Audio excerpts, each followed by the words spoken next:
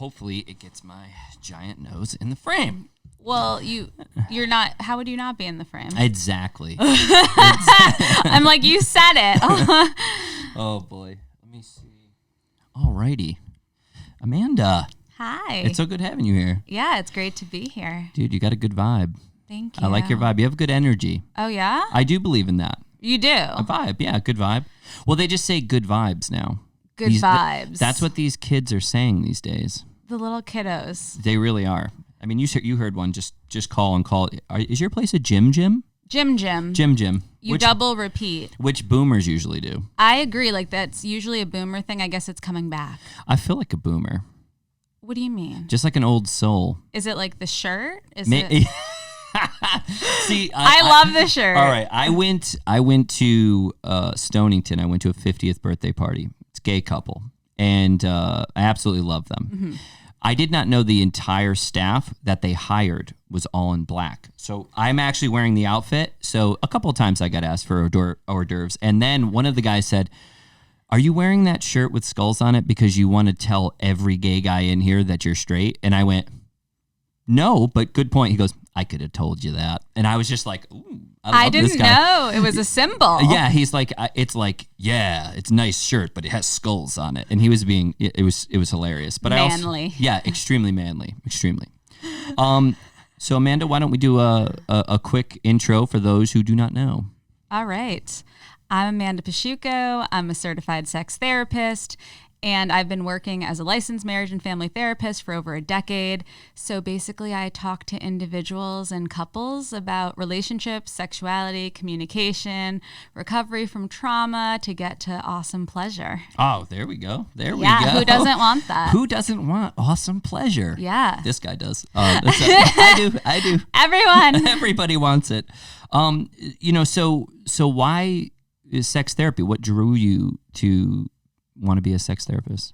At 8 years old, I decided I was going to be a couples therapist. I was like, I've got this figured out. I'm going to help couples. So that was at 8. And then at 19 in college, I realized sex therapy was an option. I didn't even know it existed. Yeah. And I had a professor, Dr. Moorhead, in Providence College, who was talking about sexuality. And I was like, this is what I want to do the rest of my life. I didn't even know it was a job. Yeah. And I'm going to do this now. Yeah, see, even as like a young kid, like maybe it was because it was always like hush hush about any trauma, hush hush about anything, secrets and this, and I think a lot of families go through that. So to be able to actually talk about something as sensitive as sex, I think for, like we were saying before we turn these on, it's like, ooh, right. But I just can't help myself but to think like it's like, we all do it, so what are we talking about here? What do we want? Like, mostly everybody does it. Everyone who wants to do it is doing it. They're definitely doing it. Like, alone or with others. Yeah. They're doing it. Alone, some with others. Some are just kind of always going to be alone. That's sad. No, I'm kidding. I'm totally kidding. Yeah, I was like, wait. Yeah. No, they could find somebody. Everyone can find somebody. Come to me. Yeah.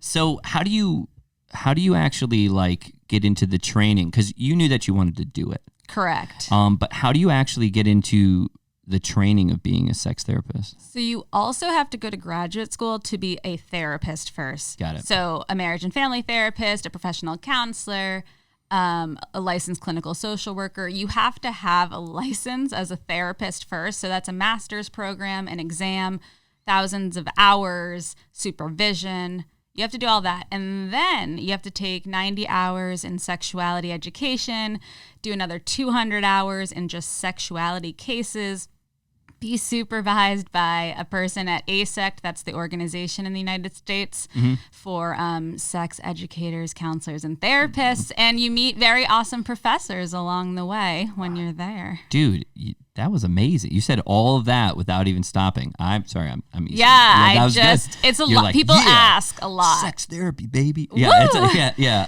I think with like everything that you're learning and everything that you're kind of bringing forth, are you shocked by anything at this point?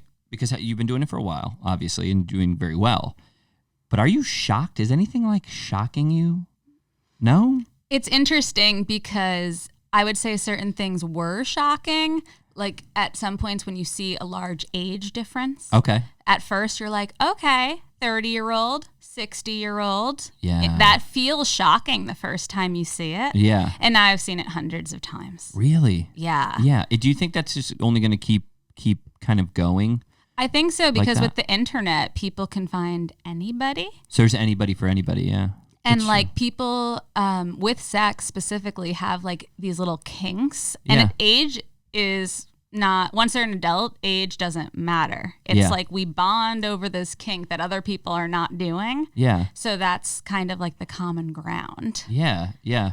I could definitely see, how people would, how they would just connect with one another, and age probably wouldn't be as much of a boundary as before, because now you have such an access to different people.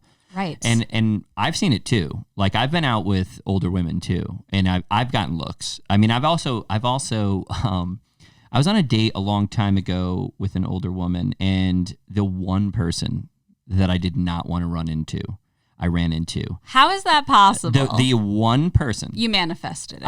I was like, please do not have me run into my mother. And guess who I run into? I'm on a date with somebody who's maybe like 3 years younger than her, 4 years younger than her.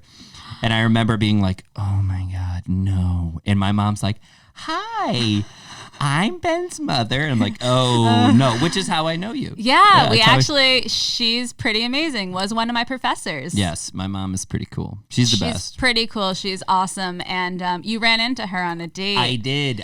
I ran into little Miss Ray of Sunshine herself on this date. And I was like, no. Did you have a second date? I did. Yes. Yeah. So it didn't go bad. It wasn't. No, the date went well. I just remember I was too young at the time. I think I was only like 23 or something. Were you like 24. ashamed? I think there was a bit of shame. I think it was just because I just said, just not her. Just the one person. Please don't be her. I don't care if I see anybody else or anything like this, because this woman was at least 15 years, almost 20 years older than me, and she was beautiful. So I don't know why I was like thinking that, but maybe it was like, oh, I don't want my mom to be like, dude. Right. And at that point, like I said, we hadn't had a lot of those conversations, and now we have those conversations all the time. It's different, probably. Way different. I'm just thinking though that it's pretty interesting if you don't believe in like affirmations. Like you literally called that into existence. It sounds like absolutely not, Mom. Hey, Mom. Hi, Mom. As soon as I walked in, Margaritaville was it Canton or Avon, Connecticut. I'm like walking. I'm like, oh my God, please no. Is she even from around there? Like, she was just like, oh, we just decided to stop here. I'm like, oh, of course you did. Of course you did. Did you see my car? Woman? Oh, maybe that was it. No, I don't think it was. She just was like by the bar when I got there. I'm like, oh God. And she's like, go have fun on your little date. Oh. And winked at me. I'm like, stop winking. She saw you wink. I just did a lecture with your mom. Did you? A couple of weeks ago. Yeah, how'd it go? It was awesome. We were teaching a bunch of clinicians about polyamory, non-monogamy, and BDSM relationships. Yeah, I wanted to kind of get into that too, because it was something that was kind of brought onto me, and something I've always been kind of curious about, which is polyamory. And I thought for the longest time that I was definitely going to be in more of a polyamorous relationship. Like I was like, I mean, and I think it's more just because of selection of partners. Like it was like, okay, you can have this, I can go here as long as I open communication. I can do, whatever I want. But then I found that it requires way more communication.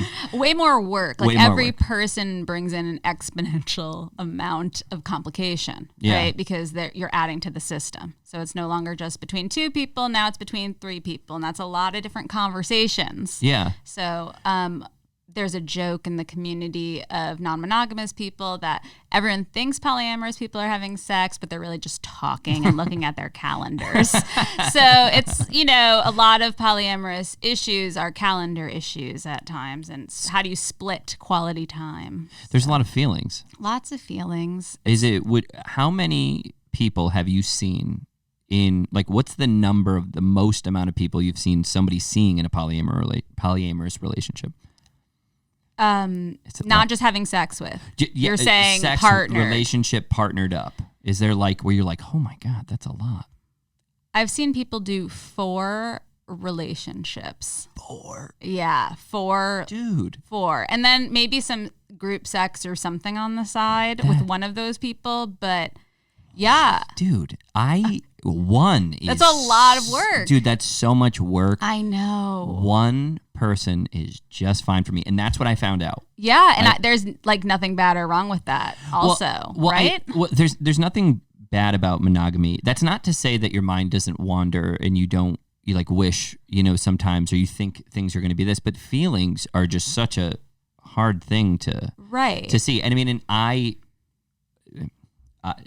for me, being in a polyamorous relationship was always something I questioned because my mom and I had that conversation. And I remember just being like, it sparked it. And then kind of coming back full circle to wondering, asking questions. I watched a couple of your videos on it as well. And they're extremely helpful, which those are on YouTube mostly, but you have other stuff. YouTube, Instagram, Facebook, the Sex Healer. Yeah. And they're extremely helpful. And I think it's like when you break down something maybe so casually, like the way that you talk about it, because you're around it so much, helps normalize people when they listen to it. I think so. Like the fact that I could make it about calendars, time, communication, emotion, and break it down to like, well, this emotion means this. People aren't usually thinking about anger as meaning you need a boundary, or they don't think about sadness means something's important to you. Yeah. They just kind of assume I'm feeling it. So I speak like from the feeling instead of for the feeling, on behalf of. Yes, yeah. And I think that's important, especially in open relationships, to not be just projecting feelings onto everyone before you really process what it means to you. Yeah. And that's a lot of work. So it's a lot of work. It just sounds like when you have to deal, because you have to deal with your own emotion. When you have to deal with your own emotion, it's a lot. Right. And in monogamy, sometimes, not always, but sometimes you can kind of hide from your own emotions. Yeah. When you have a bunch of partners, you're getting called out everywhere. Yeah. So you have to be more honest about your emotion, and then hopefully they reciprocate. Right. Yeah. Hopefully. Yeah. Hopefully. How do we know how long is it still the same length of a relationship with polyamory versus monogamy? Like, are those relationships still just as long, or are they shorter? That's a really interesting question.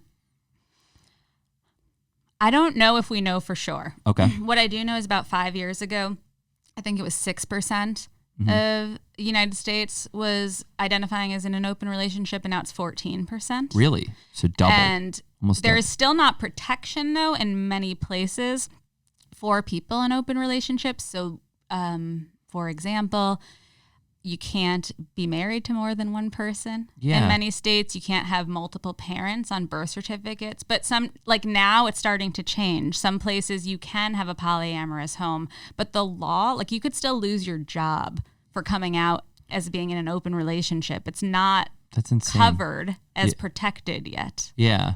I think that's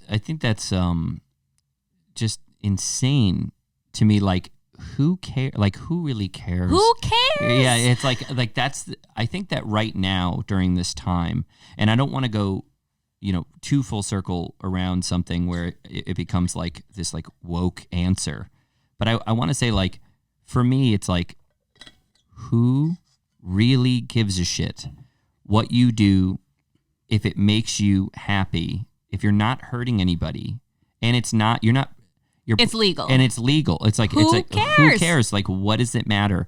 And I think that a lot of people, once they hear that it's an option for you, and I think it's not so much of this like fringe, taboo thing, because I think that a lot of people need to hear that message of relationship, of love, of everything. Like, hey, I like this person, but I like this person too. It's like, hey, you can do that. That's okay. It's not this awful, thing.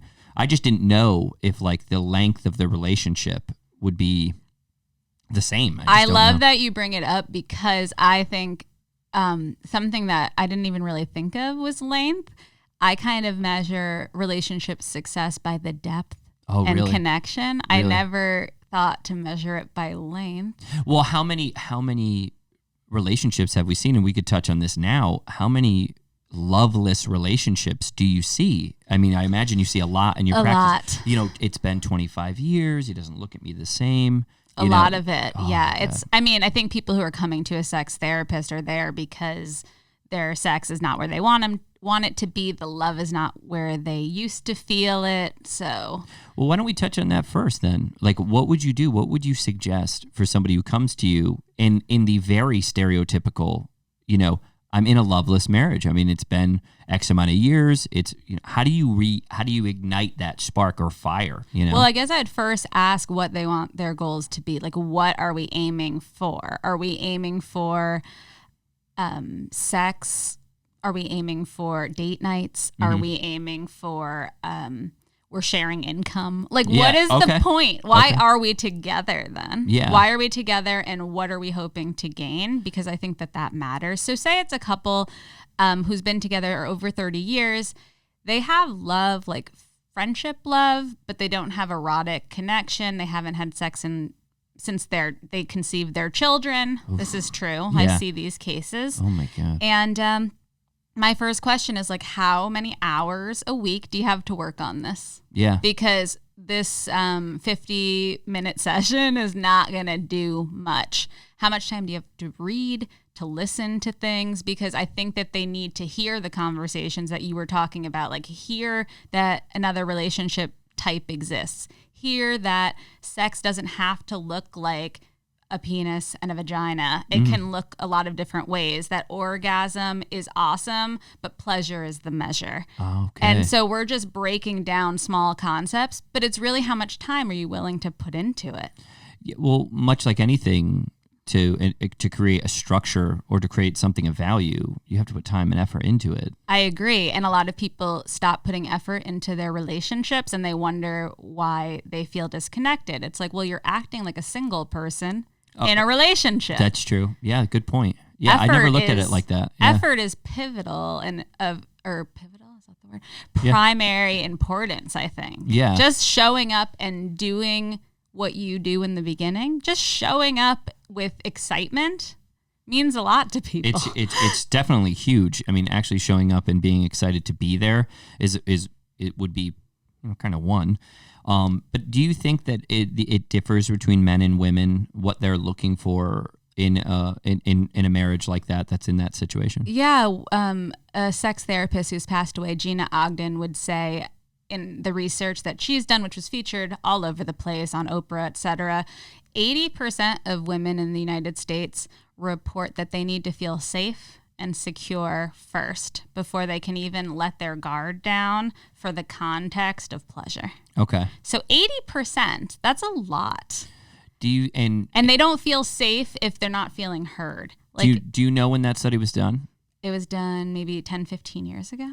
Do you think that still has staying power today? I think it has power today from what I hear in the rooms, but this is a biased, population. They're people who are coming to sex therapy. Yeah, exactly. They want to feel safe. Yeah. However, there might be like a trauma history or something. Got it. So it's my sample size is very biased. It looks like it's the same. I would say it probably feels the same. Okay, you would from your experiences. From my experiences with just talking with people. That's what I mean. You talk to a lot of people. I talk to quite a bit of people about this.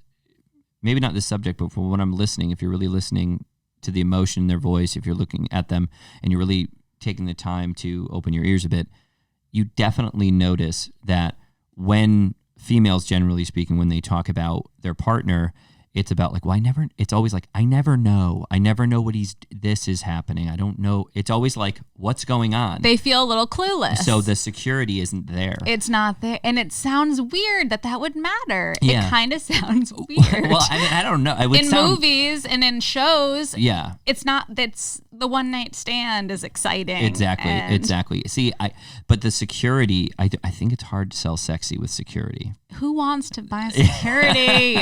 Although humans rather be unhappy than uncertain, no one wants to buy structure and security, really. Even though the human body likes it. Craves it. our polyvagal nervous system. We crave co-regulation, which means like a person attuning to us with their eyes, their posture, their body language. We crave that. Yeah. Versus, that's why in like pickup artist books, it's like stand 45 degrees away from her.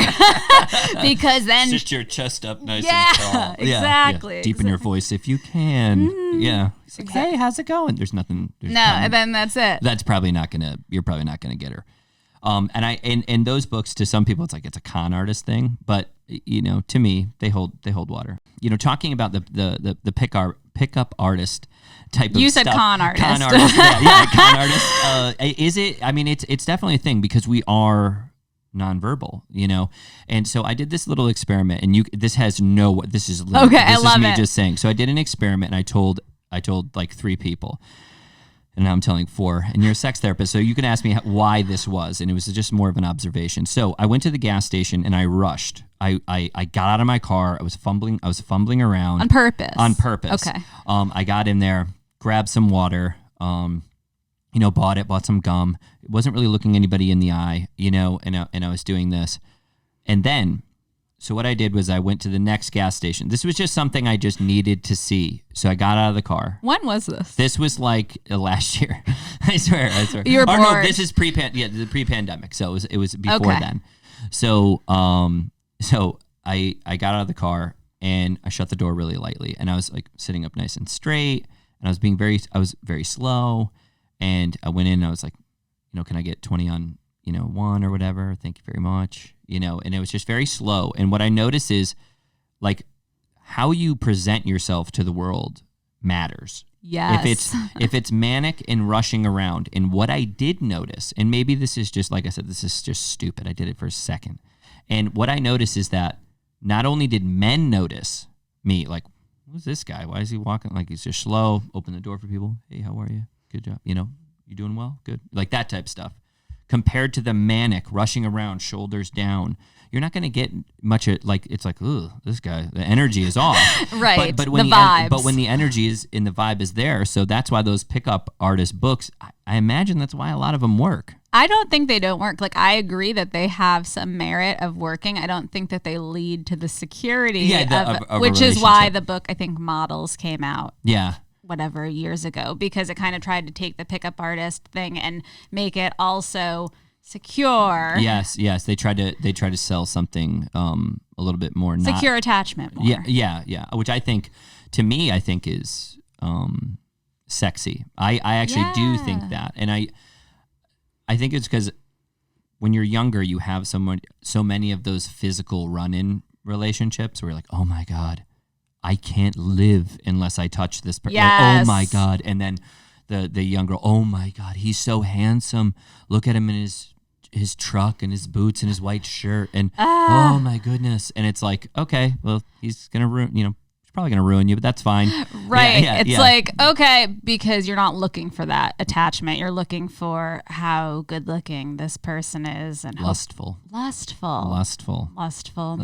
doesn't always go wrong, to be clear. It can go right. Like your mom actually has introduced me to many of, I should say, my exes. So yeah. It's just interesting because it's like, I've met them in different contexts, and it's lust, but there's also some type of, oh, well, I know this person, so if she knows them, then they must be safe. Then they must be good, or they must understand where I'm coming from. Exactly. That's huge, to be able to know like people. And I've always prided myself on this, and you could be like, Ben, you're stupid. I've never had a one-night stand. Never. I have never in my life had a one-night stand. I think that's great. Everybody thinks I'm lying about that. I have never not just been with somebody once. It's never happened to me. I am thinking for myself. Yeah, I think I always at least make it twice. That's what I'm saying. Like you always have to do 2 or 3, and then it's like, all right, this isn't working. Exactly. So, like, I give them a few tries though. It's not fair. I don't feel it's fair. Just once. Like, it's the first time is really hard to get it correctly. Yeah. Oh, I think that the possibility that you're going to get it correct the first time is almost zero. Almost zero. However, people will say, oh no, it's so great. And it's like, I think our measures of great might be different. Yeah. Is it deep? Is it connecting? Which is what we were talking about also before the camera went on, is being that connection is huge. Right, like the chemistry is more than the looks. And we were talking about how like body image seems huge. And it is huge. Like the confidence that you have in the skin you're in is huge.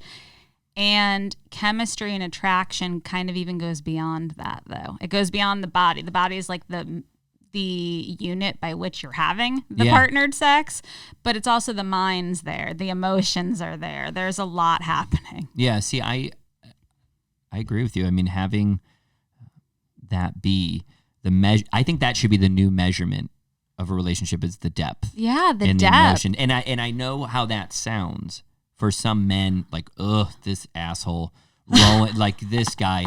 But I can't even tell you that.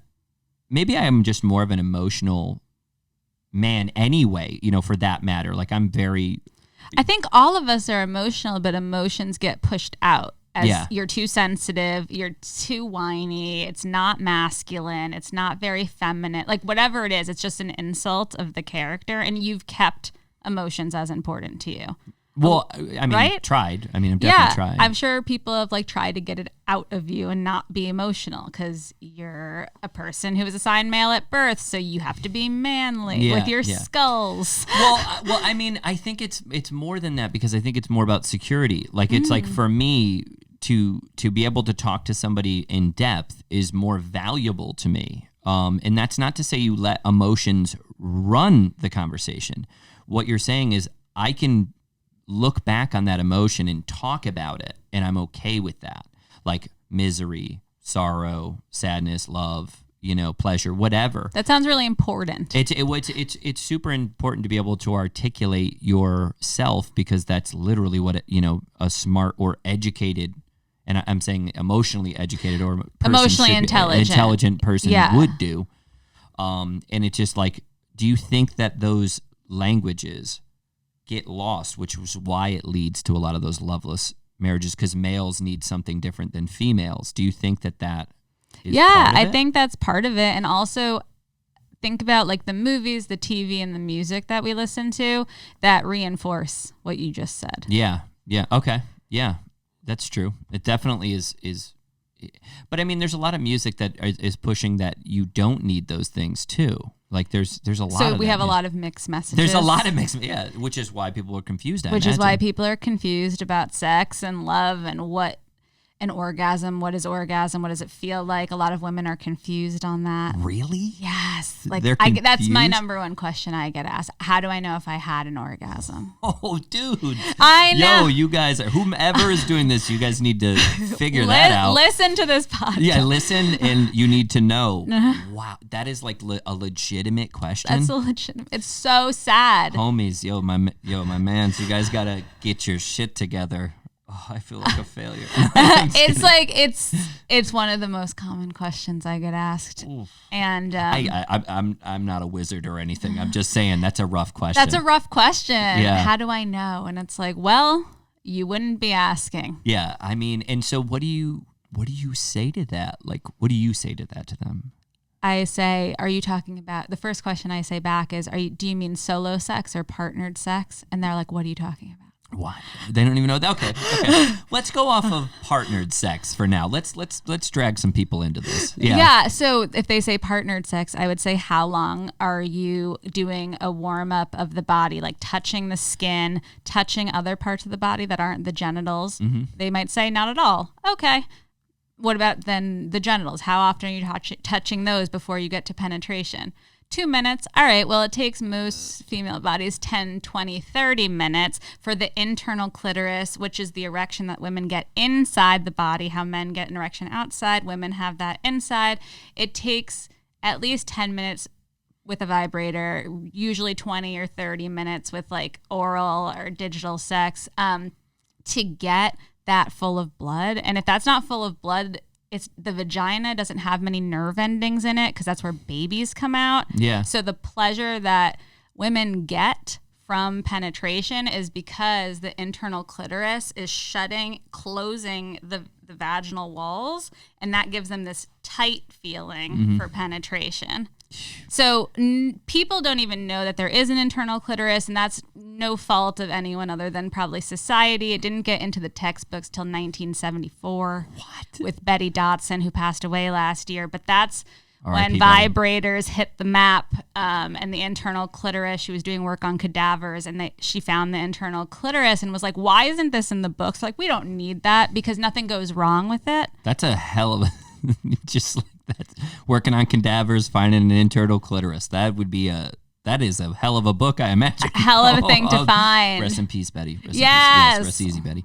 But like, you got to pregame. You have to pregame for the clitoris, and I don't think people know that because where do we see that? Do we see that much in porn? Not that much. Or sometimes. movies. In movies, right? It's like we Homie's jump just in. Like, let's go, and then they're like, and there's no lube. Yeah, and then and then her hair's messed up. His hair. He's like, that was amazing.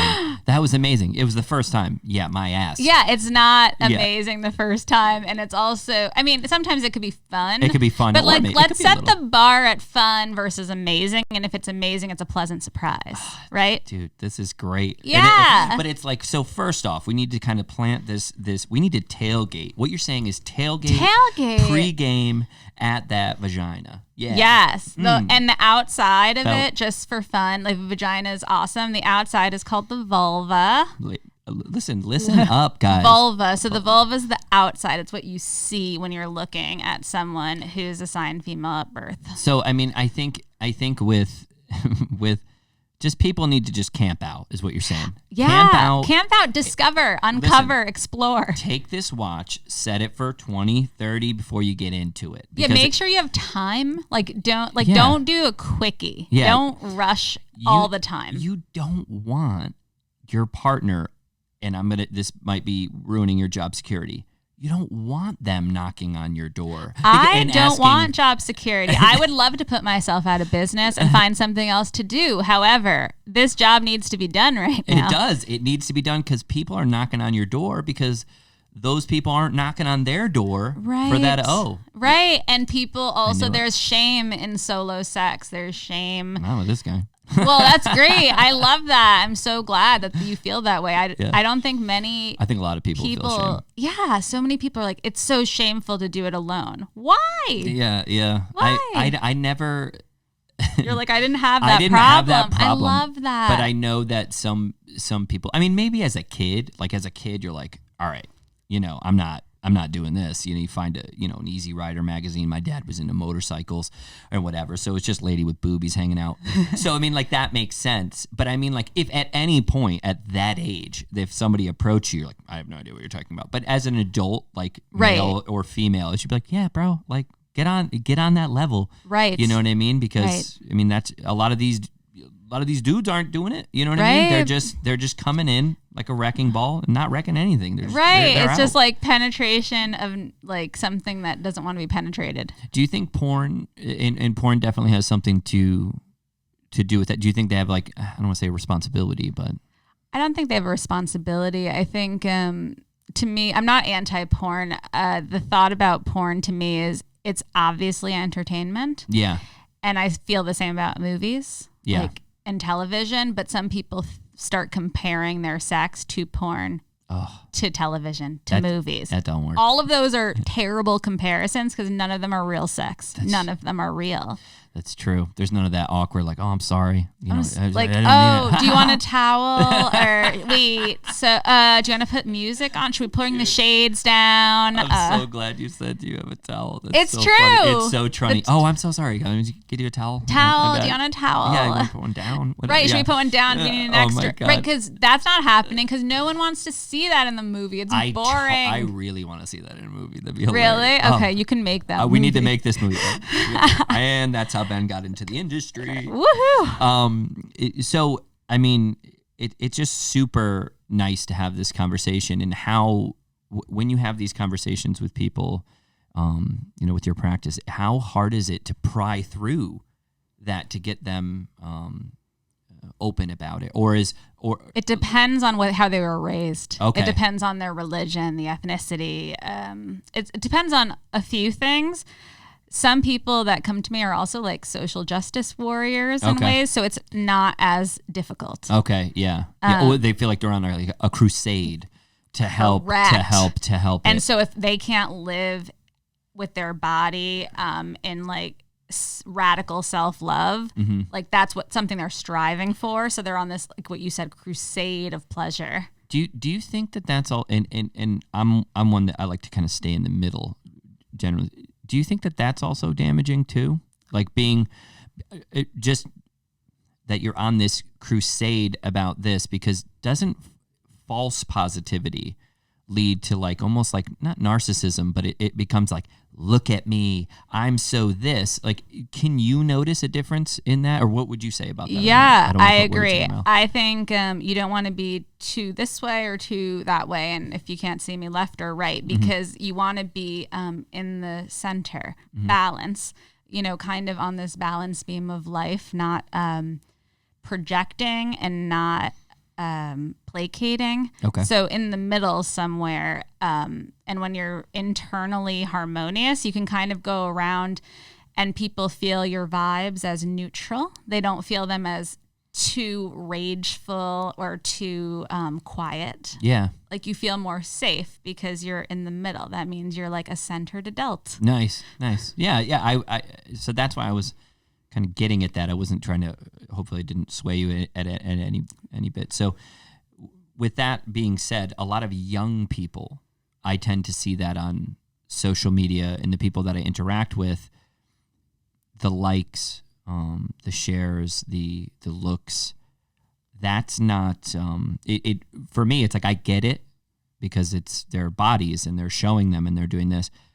What part does that become damaging though? I'm not, like, at what point do you go, oh, all right. I think we've already shown in the research that it is damaging, right? Dopamine depletion from the likes and shares, and people feeling like their lives aren't worth living because they're not getting enough likes, and they feel bullied, because not bullied by words, but bullied by a lack of attention or connection. So if we're looking for likes, or if we're sharing, revealing our bodies to get attention isn't negative in any way. However, is it helpful to pleasure? Is it helpful to depth? No. Okay, good. But it does something for the brain as like fun. It's fun. Oh, wow. I got 100 likes. 100 likes. I feel really good. I worked like 2 hours to get that one picture on my head. Yeah. And that's true. I don't think it has anything to do with sexuality, though. Okay. It has nothing to do with sex. Yeah, I don't see a lot of those people saying anything, and I don't want to say those. I don't see a lot of people posting those pictures and doing that. A lot of times when I've met them, and they do have a lot of that, and they have kind of shown their body on display constantly, there kind of seems to be this disconnect with their personality almost. Right. It's like a different skill set. Yeah. It's the skill set of a look versus the skill set of emotional intelligence or something else. Yeah. I think that's what bothers me the most, because I work with a lot of people and talk with a lot of people who do that. And if anybody's even noticed, my social media has changed quite a bit, and it's because like I wanted to put something funny, some content, some do that. I mean, I can't constantly take a shirtless pic, and I get a bunch of, you get a bunch of DMs, you get a bunch of this. I'm not saying that because it's me, but it's true that we all have done it. And what I've learned is like what I get from that isn't nearly as emotionally fulfilling as somebody saying, dude, you made me laugh today, or thank you for saying that, about like being grateful or whatever. Like that emotional intelligence is better. And I think that a lot of young people have problems with the thing you were talking about with the posting of, pictures and that, because that hit of dopamine, and that's a real thing. It's fast. It's fast. So quick. And I wonder though, like you also posted something today, which was really beautiful on your social media about being present and grateful. And to me, if I post something like that, those 20 likes feel a lot better than if I'm in my gym clothes and I got 200 likes for something that I think is kind of silly. Yeah, it something that it's like I don't need a reward for working out or helping my body, but it definitely becomes that hit. And I agree with you that 20 likes feels way better than the 300 likes, when you got your shirt off or, you're working out, or, and I agree with, and I'm in that industry. Yeah, I'm in the to be clear, nothing's bad or wrong with taking those pictures. Yeah. Like we all do it. We've done it. Done it. Yeah. There's nothing bad about it, but just know what it is. Just like watching porn. It's not bad. Just know it's not real. Just know it's not real. Also, can I just say something about porn again? Yeah, let's talk about porn. Fake bodies. Those aren't real bodies. Yeah, there's a lot of those bodies and that's what a lot of young men fall victim to. Yes. They hold women to this standard. You want to hold them to some sort of standard. Everyone is a standard. We all have our own standards. And that's another thing. It's like with porn, it's like whatever you like, it's like, okay, that's fine, but that's porn. It's porn. It's porn. Yeah. It's fantasy. There's so many labiaplasties, which is, the female genitals are cut and resewn to look different. Mm-hmm. And that's a lot of the porn industry. When I was in sex therapy school, many of the people alongside me were escorts, strippers, porn stars. They were getting out of the industry. Yeah. And they wanted to do sex education instead, to show that this isn't real, folks. It takes us 4 hours before we start rolling to prep the scene. Yeah. It takes this much makeup, this much hair. We're spray tanned. They put makeup on the genitals. Yeah. They do. There's a makeup genital artist. Yes. Yeah. Imagine having that job. I know. Yeah, you're like, what do you do for work? Yeah, you're like, I do genitals. I do butthole makeup. Butthole makeup and waxing. Putting that on a resume. It's a resume. I noticed that you are a butthole artist. I never heard of that. I've never heard of that. But it's true. And that's something that I really appreciated going to school, having their voices, thank you. Yeah, thank you for saying what's really happening on set. Because it validates all the things that you're saying to these people. And a lot of young boys' hearts are broken right now. We've done this. They're like, no. I'm so sorry. Yeah. Just make it a fantasy. Again, there's nothing bad about it in a solo sex life. However, your hand with you alone is way different than a vagina, which is way different than an anus, which is way different than a mouth, right? So even for, those who are in same-sex relationships, it's different. It's different. It's different, homie. It's not. It's not what you're seeing on porn. It's not what you're seeing on television and the movies. And it's okay that it's different. Yes. It's okay. Know it. It's okay. Yeah.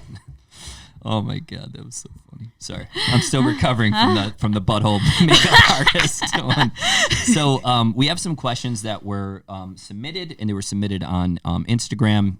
Keep in mind, you guys all can also do it on YouTube and all that too. So a couple of questions, and they will remain anonymous. Are threesomes good for relationships, or do they ruin relationships? Amanda, talk to us. It depends on who the person is that you're having a threesome with. If the person who you're having a threesome with is someone that you know, I've seen that work better than people that you don't know. Okay. I've seen it go really poorly both ways, though. Okay. And here's the thing. In over a decade I've been practicing, I've seen threesomes go well one time. One time. Here's the thing.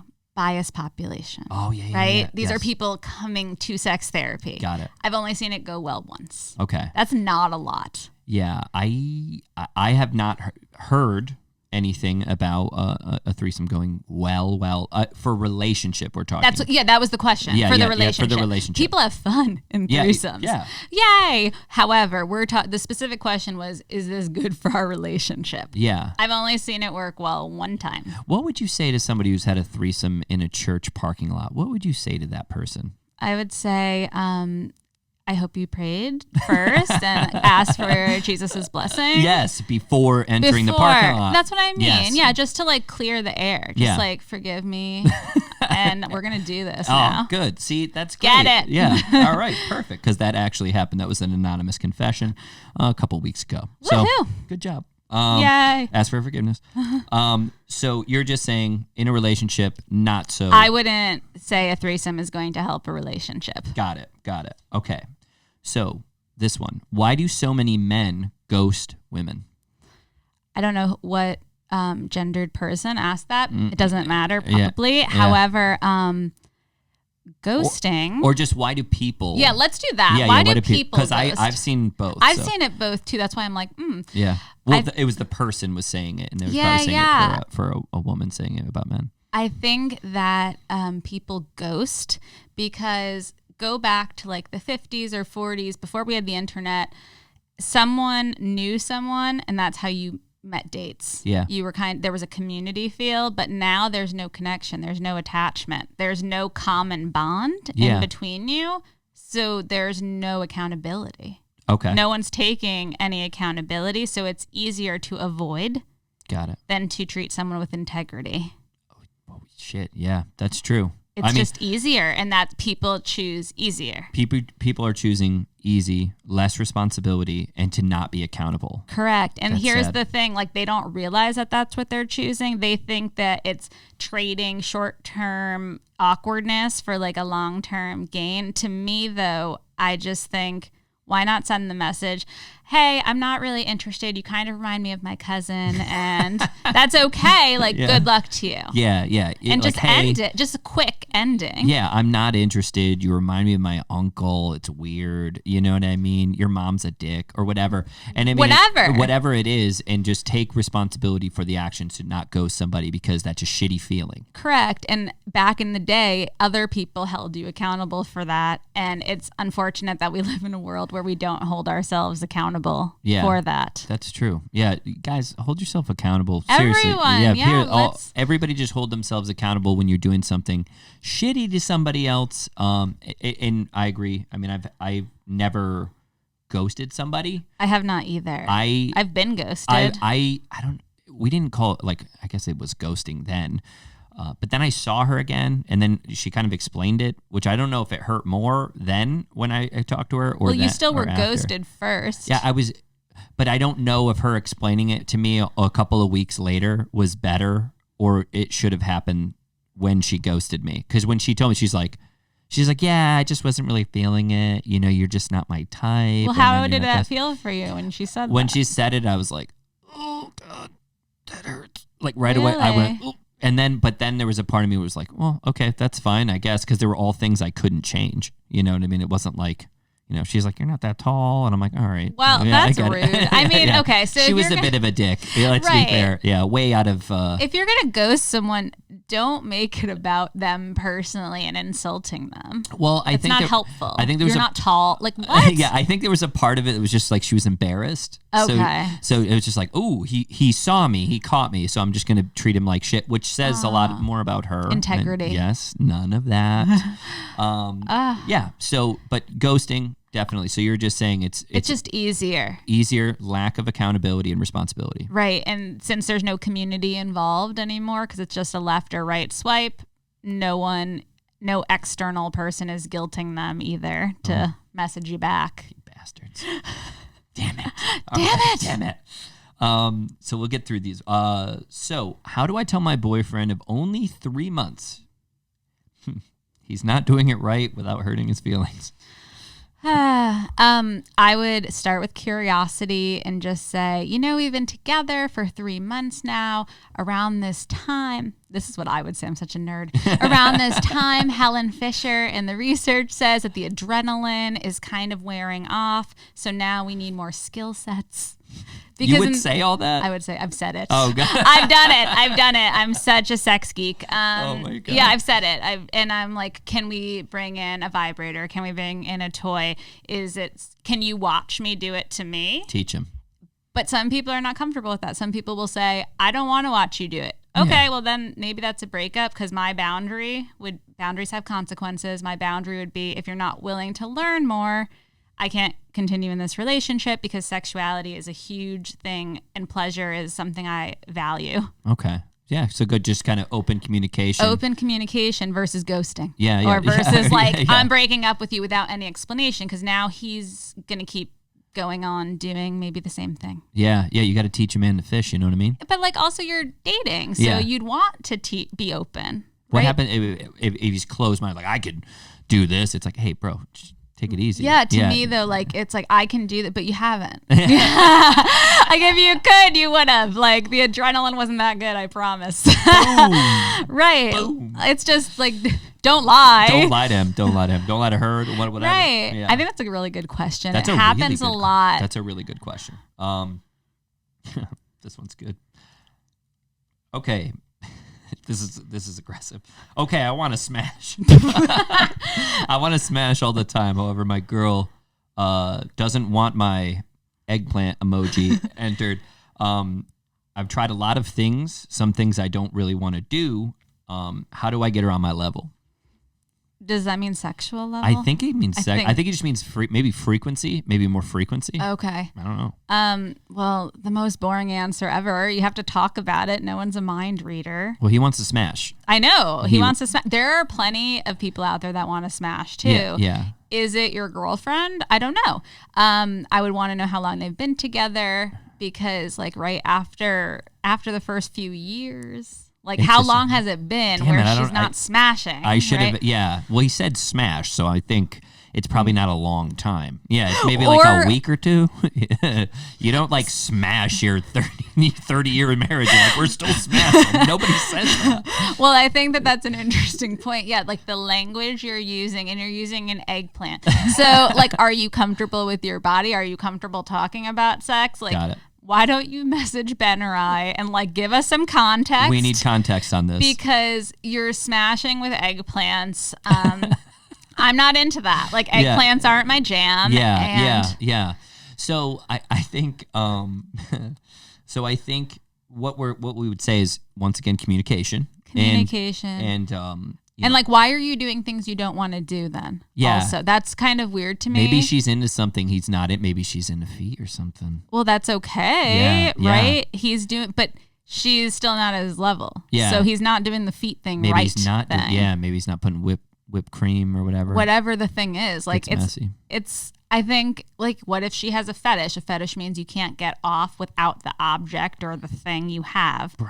She's got a fetish. She might have a fetish, she might not be interested in the way in which you're talking about sex as smashing. Yeah, I need to know more about this. I know. person. I really want to know about this person. I'm gonna see if they'll elaborate on this. Yeah, can you? Yes. We could do like an Instagram story follow. We need a follow up with this smasher. We already touched on this, sexless marriages. So we don't need. That was a question that just kind of came in early. So this was my question. Relearning each person's sexual, what gets them sexual aroused, love language every time. Is that important? And is it a big mistake in your practice to see that when somebody goes from one relationship or sexual encounter with somebody to another, to learn that? Right. So for those of you who have been in multiple relationships, if you know anything about love languages or erotic templates, not everyone is turned on by the same thing. Different times of day, different times of the month, people are turned on by different things and they desire different things. So if someone's love language for sex is you buy them, they like to receive lingerie, but what you're doing instead is sending them love poems. That's not a match. It's okay. It's just that maybe the poems were for your ex and this person wants something else. Yeah. And maybe the way you want to give in your love or sex language, make sure that your partner wants to receive in that love language too. Because if you're just giving the way you've always given and you're like, well, that's how I've always done it. Okay, well, change is a form of growth, which is a form of love. Mm-hmm. So you kind of want to attune to who you're actually with, not what you have in your mind about what turns other people on. Yeah. That's you. Can you give another example of that? Because that was so good. I just want. Yeah. So somebody giving another example would be someone who really values spending time together. They want a date night. They want a date night before sex because date night and having talk time really connects them. But their partner is giving in the language of, when I get home, I'm just going to go down on you right away. That's not what they're wanting. They're wanting quality time. They're not wanting an act of service on their body yet. Okay. So it's just a mismatch of strategies. You're not doing anything wrong. Just communication also, other than the sender, it involves someone receiving what you're communicating. Got it. So if you are skipping talking and this person, that's what turns them on, the talking, not dirty talk, just like quality, actual conversation, in-depth emotional conversation. If that's what turns them on and you're just like, let's get the vibrators out right away, they're not going to feel connected and their body's going to then be like tense, kind of like you in the gas station running around manically, or it will shut down. Something will happen and you'll see in the receiver's body that their needs are not getting met. Yeah. And it's on them to be like, hey, I see that you really want to please me and please my body. Thank you so much. And it would really mean a lot to me if you could come back and we could plan a dinner together and talk over candlelight. That type of stuff. With a light dinner, right? You don't. Also, just fun fact: don't eat heavy before a night. Don't go Italian. Don't go Italian food. Yeah, nobody's feeling sexy after eggplant parm. Right. Yeah, you're like, maybe that got smasher. The smasher might. The smasher. That's his thing. He's like, I love eggplant parm and I love smasher. You know. It's right. Okay. Okay. Yeah. Oh my God, that's hilarious. So is that a good? Do you understand the examples now? Yeah. Well, I mean, I understood them. I just there's so many examples. There's so many of this. specific examples, and it's so helpful. So I mean, Amanda, it has been absolutely amazing. I'm so glad we did this. Dude, me too. This yeah, thanks for so meeting me way later than we had planned originally. I'm all hyped up on coffee. And now you're hyped. You're well rested. Yeah. This was great. This Seriously. is so great. I love to talk about sex. Woohoo! Me too. I'm in. We're in. All right. So maybe if we get more from the Smasher, I'd love to hear and follow up. And where can they find your stuff? You can find me on YouTube at The Sex Healer, Facebook, Instagram, Twitter, The Sex Healer. I'm Amanda Pasciucco. And from Hartford, Connecticut, USA. And Loco. Woohoo! Yeah. All right. Amanda, thank you so much. It's been awesome. Thank you all. Thank you. We're out. Yeah. Woohoo! Dude, you nailed it. Crushed it.